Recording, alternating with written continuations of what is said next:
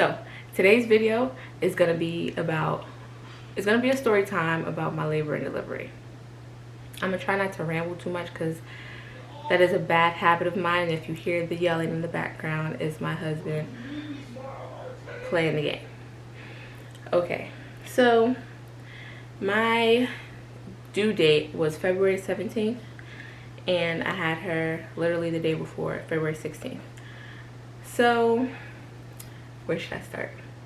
All right, on February 15th, let's go back even a little further. So as soon as I hit 38 weeks of my pregnancy, and it was some days, I'm not gonna lie, I was trying to induce myself to go into labor. And not really like true hard labor, but like I was trying to, you know, help my body, you know, give it a little push, like, girl, like, we ain't trying to be overdue, okay? Because if I was gonna be 40 weeks pregnant, I needed to be having her on that day, not a day later, not a minute later, not a week, like none of that overdue stuff. I was not feeling even the thought of it. So I was taking baths. She makes noise in her sleep.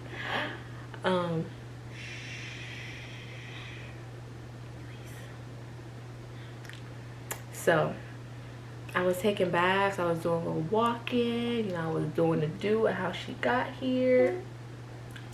Okay. Oh, I was trying, I'm not gonna say I was trying it all because I definitely didn't swallow no castor oil. I didn't drink, I think it's called like the mother's brew, which I don't even really know what's in it. I just know it's a tea. Hold up, that's my ear. Let me go turn it off because that is gonna be really loud in this video and I don't want it.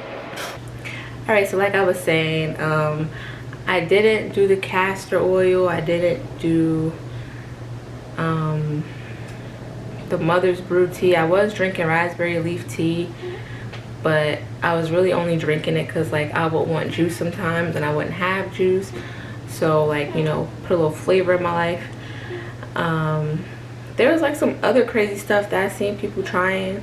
I was just like, like I ain't trying to go that far. Like I'm not trying to hurt her or anything, even though those things probably wouldn't have hurt her. It was just like some of that stuff was just a little too much. Okay, I also bought a yoga ball actually the day I hit 38 weeks, and I was using that as a chair. I was just bouncing all day and night.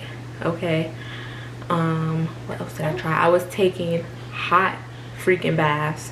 I definitely was doing that because I was having really bad Braxton Hicks starting like at 34 weeks of me being pregnant. And when I got to like 35 or 36 weeks, I was having really bad contractions. And I'm like, bro, something is not right. I called the little nurse hotline. They said, take Tylenol, sit in the bath, in a hot tub, whatever. And you know, that should help if the contractions are closer together and more intense for more than 2 hours and come in. I took that hot bath and I was okay. So after that I was just like, oh, we could do hot baths? Fine with me. So I ended up being 1 centimeter dilated at my 36-week appointment when I found out. Then I was okay. I didn't have another appointment till my 38-week appointment. And I think at 37 weeks, I went to the hospital again.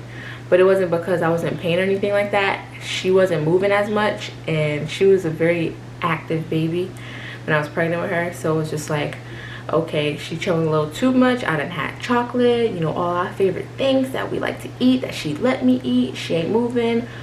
What the freak? Why she not moving? So we went there. When we got to the hospital, as soon as I laid in that bed, she was moving around. Okay, fast forward 39 weeks, February 15th, the day after Valentine's Day. Obviously my birthday is February 13th, so I wanted to go to Target for my birthday, but the day of my birthday I was so sick. I didn't want to get out of bed. I just felt so nauseous. Like I was just fed up with pregnancy. I was fed up with just doing anything, so I just stayed in bed. Even on Valentine's Day, I was still just like, ugh, I'm not feeling it. I don't want to do nothing. I don't want to go nowhere. I didn't even get a birthday cake because I was just so sick. But fast forward, February 15th, We walked around Target, and this Target is like 5 minutes away from me. It's 2 stories, so I was very excited about that. Okay, my husband and I, we walked around. We was in that Target for like an hour and a half, almost 2 hours. I was getting my steps in. And I was feeling fine. And we got back here, I was completely fine. I didn't even have like false contractions or anything like that night. So the next day, on the 16th, if you know me, you know that I'm in the military. So I had to call into work because I work from home. I had to call into work for like attendance purposes, whatever. And I was at like 6:30. So after I sent the, little text, because I didn't actually call, I sent a text. I sat up and I had to pee. But like as soon as I sat up, I felt whoosh. I'm like, did I pee on myself? So I did a little swipe. Don't smell like pee, and I didn't feel relieved like I didn't have to pee anymore. I still had to pee. So I went and peed. I'm like, okay, whatever. Like, girl, it's 6 in the morning. I am tired. So I peed. I came back to bed. I went to sleep. I woke up an hour later. Sat up the same way. I felt another little, little gush.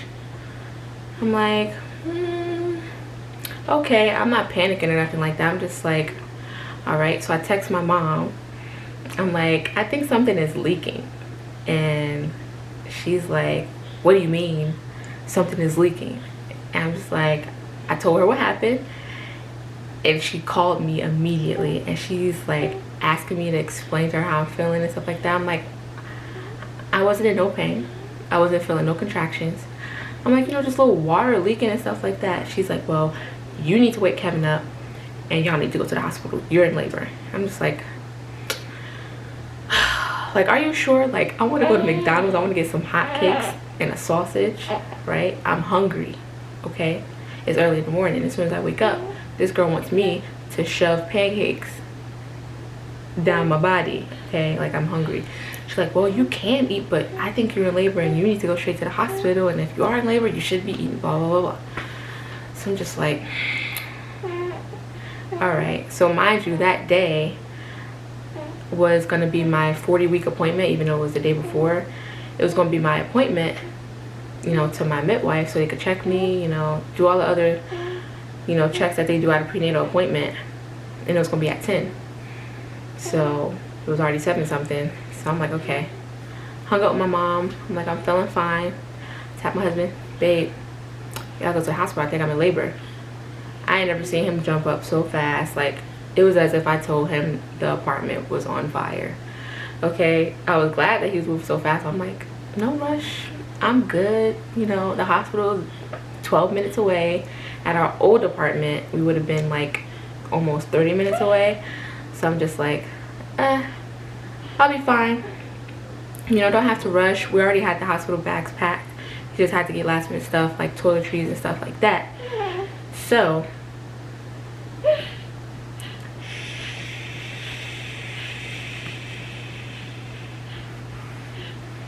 we grabbed the hospital bag. My hospital bag with my stuff and her stuff was already in the trunk. It was just really his stuff and then whatever last minute stuff we wanted to pick up. And so grab the bags. I grabbed the towel to put up under me because if I am, going into labor, like, I ain't want my water to break all over in my car because I don't have leather seats, okay? And that funk would have been in them seats until I found a good place to detail my car and clean those seats, okay? So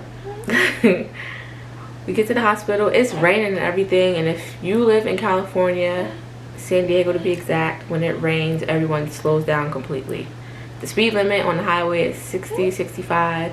Everyone's doing like 40, except for people that's like late for work and they doing 75, 80 miles per hour because they late for work. So we get to the hospital and I'm just in my head like, I'm not in no pain. Like, I could walk. Like, this is gonna be so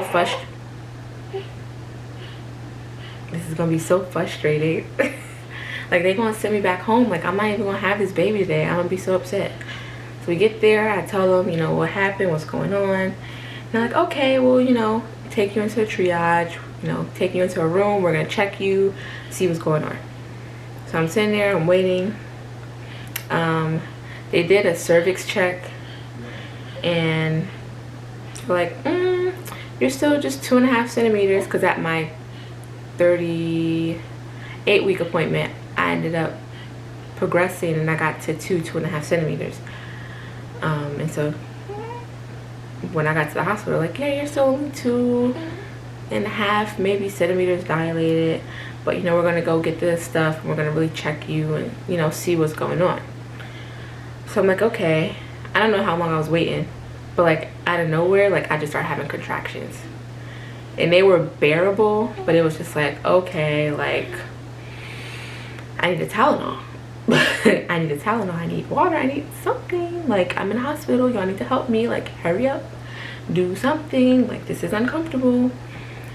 And so like it started progressively getting worse, kind of fast, and I was actually like yelling and, you know, getting a little teary-eyed. They came in, they checked me with the speculum and everything, and they said, oh my god, you're gonna have a baby today. And I just, tears of joy just came out my face, because I was just hoping and praying I wasn't gonna get sent back home. Because I was just like, bro, like I'm tired of coming to the hospital, like I want this to be the last time I'm gonna have this baby. Get her out of me now. Okay. They take me into the my actual delivery room, and I get in there, and it's like as soon as they transferred me to that bed and they did everything they need to do, hooked me up on stuff, and they walked out, it's like the contractions hit me like a freaking 18-wheeler. I mean, like, it's, if you've had a baby, you know exactly what I'm talking about. So, and it was just out of nowhere, and I'm like, okay, let's, you know, get this thing rolling, whatever y'all need to do. They had to give me a COVID test. I'm just like, I need an IV. I need something, because this is not working for me. Let's speed this up. It shouldn't be that, you know, it shouldn't take that long. So time just seems like it's moving slower and slower and slower, and the contractions are getting harder and harder and harder. And I'm in the hospital, so now I'm not keeping track of it, you know. I'm not watching the time or anything like that. I'm just trying to breathe, stay focused. I had my little hypnobirthing playlist going on, which was, I didn't take like traditional like hypnobirthing classes. I didn't take any classes at all. I just liked the little playlist that they had, and it really you know, focused me. So I was using that to try to calm me down, you know, keep my pain under, you know, a little bit, so I could focus. It just got worse and worse. I couldn't get comfortable. I had to be on all fours in the bed. I'm swaying back and forth, swaying, moving my hips and stuff like that. Just, you know, trying to get through a little pain management before they gave me an IV. I'm just like, how long is this gonna take? Like, don't forget about me. And so I don't know how quick it was, but the pain got so bad, I started, I had to poop. I started feeling like I had to poop. And I told them, and they're like, well, we know that your water broke. We don't really want you to go in the bathroom and poop. So you're just gonna have to do it in the bed. We'll give you a pan. And I'm just like, I didn't care. I just like, just give me something, because it feel like it's sliding out my butt right now. Like, give me something. So they gave me the pan and stuff like that. I felt so bad. Like, I know you poop during delivery and stuff like that, but like, I smelled it myself. Like, the fact that I was still in so much pain and I could smell it, I'm just like, bro. I wasn't embarrassed. I'm just like, bro, like, this is so bad. This is so bad. And so after I pooped, it's like the contractions got worse. And my husband called my mom, was talking to my mom. I don't really remember, like, I don't want to say I blacked out in between that point, but it went from me and swaying and, you know, trying to, you know, do it all myself to, I need drugs. I need drugs. And my husband is like, yo, you need to relax. Like, you can't be saying that in the hospital talking about you need drugs. I'm like, okay. The pain started getting really bad and I was like actually crying. I wasn't screaming or anything. I was still breathing, you know, trying to keep it low because they don't want you to scream because it prolongs your labor and, you know, it might stunt your progress in labor. And so I'm just like, I need an epidural. Epidural. I need an epidural. And my mom's on the phone and she's like, no, Kevin, don't let her do that. Just let her get the Pitocin. Blah blah blah. I don't really know what she was saying. I was like, I don't care. I'm not listening to her. I'm getting the epidural. And so then the nurses come in and I'm like, how long is it gonna take? I need something. I need something. Can I get on the Pitocin now and then just the epidural later if I change my mind? And they gave me this whole spiel of, there's a lot of people. There was like 3 other people in labor while I was in labor, and it was like the anesthesiologist is only one of them who's, you know, able to do it. And so there's this chance that, you know, you won't get the epidural in time, like, and you won't be able to get it if you're already, you know, pushing. So either you just get the regular IV meds and pain management that way, and you won't have to stick with that, and then we have to stop it as soon as you're pushing, or you get the epidural now. It helps you now. You can have it all while you're pushing and everything. So I'm like, I just need the epidural. Give me the epidural. And they said, okay, we're gonna get the anesthesiologist in here. You know, he's gonna go over some stuff with you. You're gonna sign a paper, blah blah blah. And in my head I was thinking, how the hell am I supposed to sign a paper? And like, it feels like someone is just in my uterus. It's like stabbing me. Like, what the heck? Anyways, fast forward, the anesthesiologist comes in, he's giving me the whole rundown. I'm like, I'm listening to everything, you know, giving me all the side effects and stuff that could possibly happen, even in a very rare case. And I'm just like, yep, give me the clipboard, give me the pen, give it to me now, sign it, go get what you need to get, come back in here, give me my medicine so we can get this over with. Those 10 minutes felt like 30 minutes until he came back. The nurses were coming in and out because they were readjusting my monitors and stuff, because one thing I did learn about my baby is she don't like the hospital. She don't like monitors. She didn't like anything on my stomach for the most part. Like, even people like put their hands there, or if my husband like laid in my lap and his head would be kind of close to my stomach, she would be kicking, pushing, moving out the way, like, give me my space, okay, mind your business. I would like my privacy. Yeah, my baby was very picky. So they had to keep coming in there, you know, turning me and stuff like that. And plus, I think it's just a practice that they have to do anyway to keep the baby active so she doesn't go into distress and stuff like that. I don't really know much about that. But, yeah, so they came in there. I'm still got my playlist playing. I think that playlist is like 8 hours long or something like that. I don't really know. But, yeah, I'm playing my playlist. The anesthesiologist comes in there. He has, like, someone that's training to be anesthesiologist. Like, I don't know if they're residency or you know what I mean. Oh, excuse me. And so they're behind me. They're talking to each other. He's giving active training, and they're, you know, wiping my back off and stuff like that. And I'm just, you know, still focusing on me and my pain management, because at that point I knew that I had to have a real good hold on myself and really control myself, because, you know, if I would have jumped, they could have, you know, possibly slipped and hit a nerve, and things would have just been really freaking bad. Like, there would have been no good outcomes if they would have fucked that up. And so I'm just holding on to there. My husband's across from me and the nurses are across from me, and they're talking to me. He's holding my hand. You know, they're just like, you know, if you feel a contraction, let us know so we don't, you know, try to put the needle in and stuff like that while that's happening. I would say every time I have a contraction and stuff like that. Eventually, you know, they did what they need to do. It was really quick. And once they gave me my thing with my button on it, so you can press as many times as you want, or however many doses. Even if you run out of this little bag, we can replace it, give you more. And I said, that's all I need to know. That's all I needed to hear. Thank you very much. So I'm sitting there. It kicked in surprisingly really fast. I don't know how long it usually takes, but it seemed like right away, like I was at ease. I wasn't even high. I was just like, I feel fine. Like, I feel completely fine. I don't feel whatever is going on down there no more.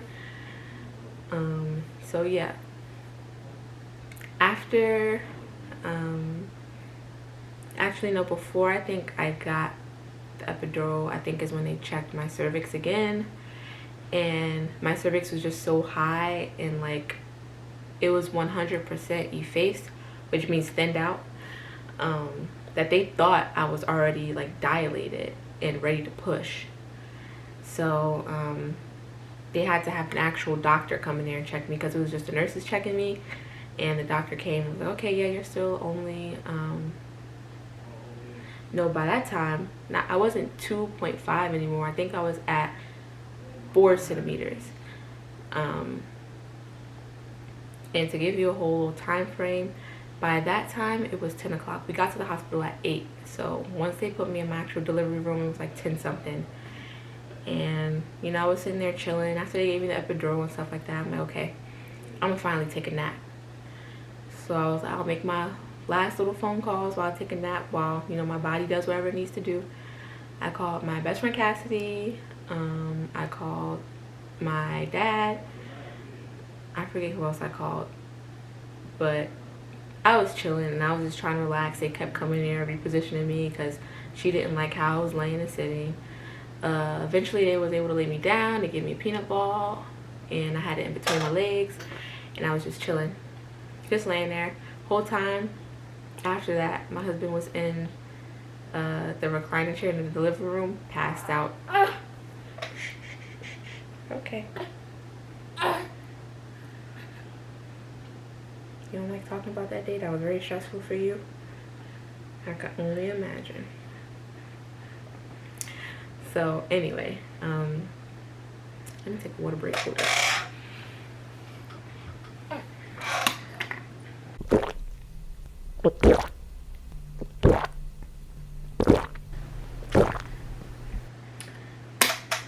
So, yeah, whole time I'm chilling, they keep turning me every which way and stuff like that to try to, you know, keep her movement going.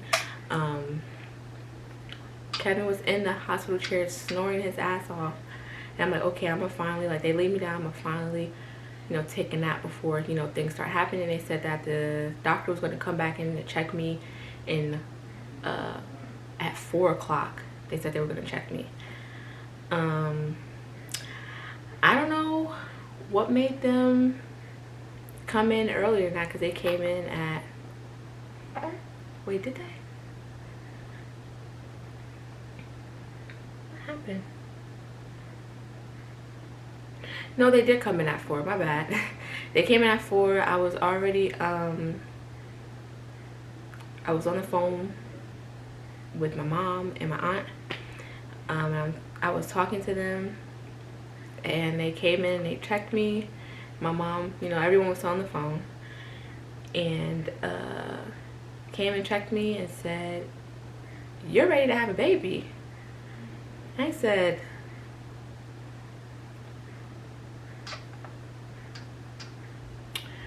I thought, you know, this wasn't, I didn't think I was gonna be ready to give birth until like close to midnight. Like, I thought I was just gonna have like the longest labor. I was just, I'm like, push.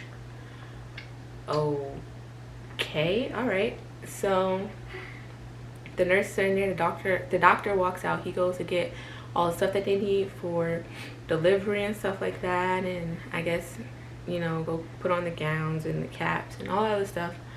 And so the nurses are talking to me, and they're like, okay, we're gonna, you know, push and stuff like that. You're gonna push, you're gonna do this, that, and the third. I'm like, okay, tell me, how do I push? Because, you know, it's my first baby, I never pushed before. Like, what am I supposed to do?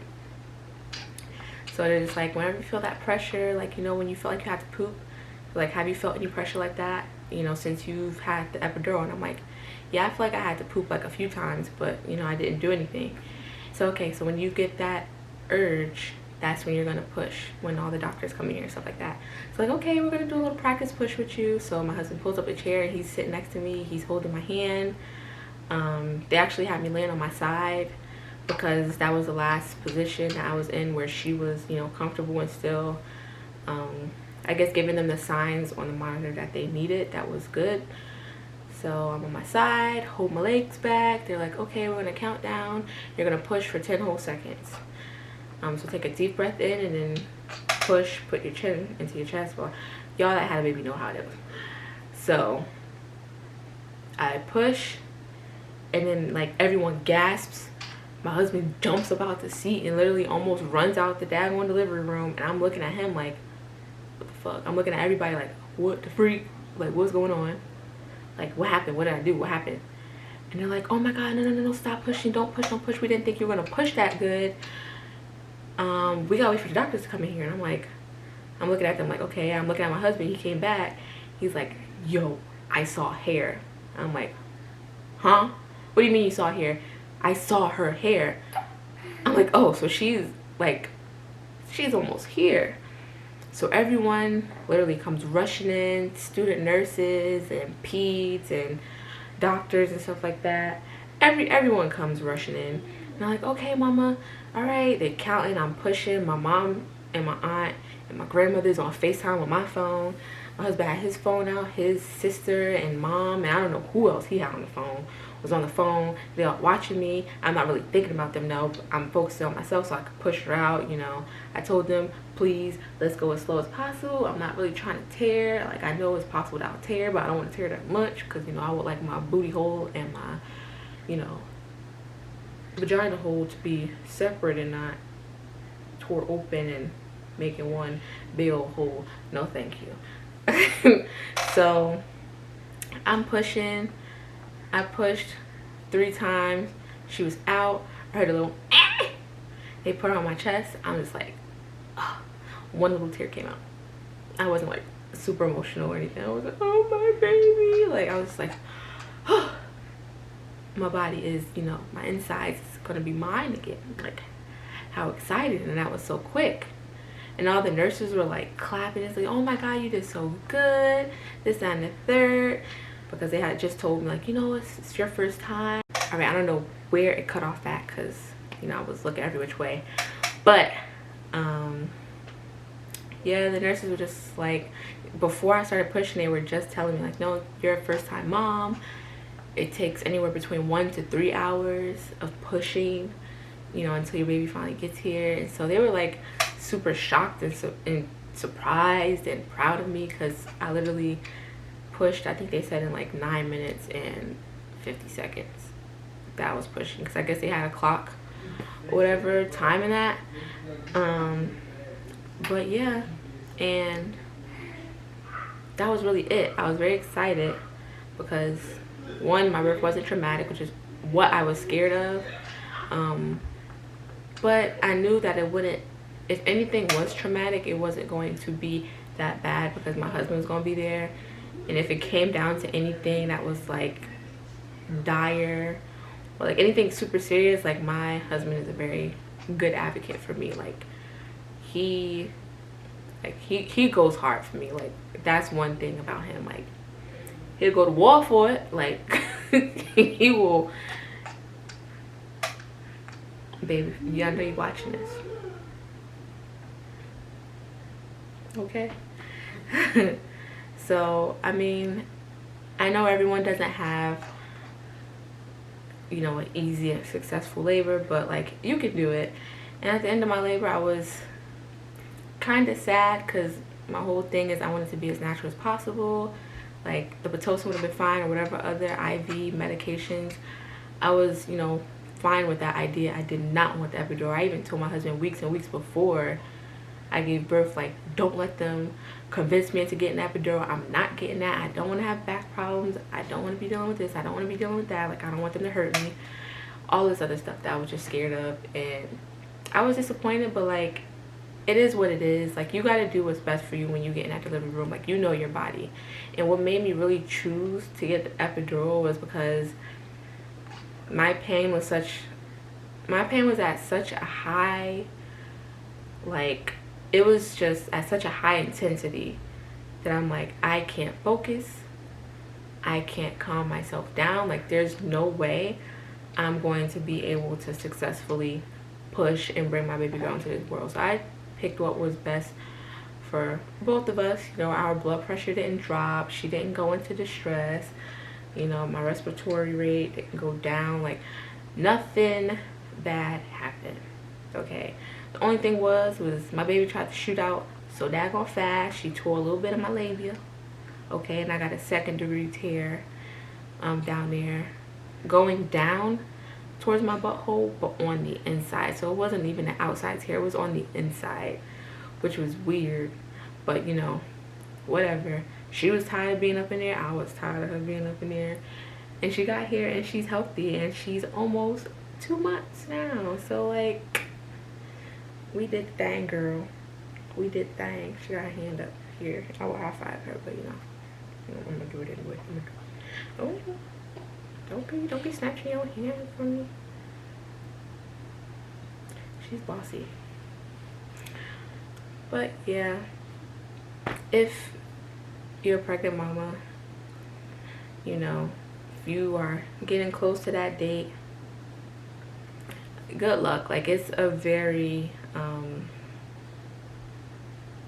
I guess that's the magical experience about it. Like, just all those things that your body goes through, even though you're in so much pain or like you might be so miserable and stuff like that, it's really all worth it in the end. Like, you just got to trust yourself. Even though you might be doing, if you're doing this for the first time, like,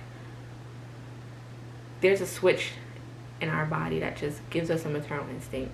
Like, you might be worried like that you won't be good at it, that you won't know what's best right away, but like, you'll have a gut feeling.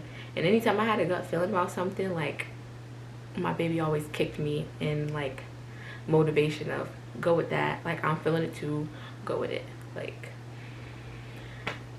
so good luck. I hope y'all enjoyed my story. It wasn't a very long labor, so it's not gonna be a very long story, but you know, good luck to you mamas. And when you get there, welcome to motherhood. And I hope this was entertaining. I might do a postpartum video or something like that after this. I don't really know what ways I want to go about that. Like, I know people want to, because I've been keeping track on my story on Instagram of like my body, like how things are changing, and like as far as losing weight and stuff like that. So if you got some ideas, if there's some stuff you want me to talk about, comment down below. Don't forget to subscribe. Thank you for watching. Thank you for listening. Okay? And please come back. Okay? Like, comment, subscribe. Okay? Thank you.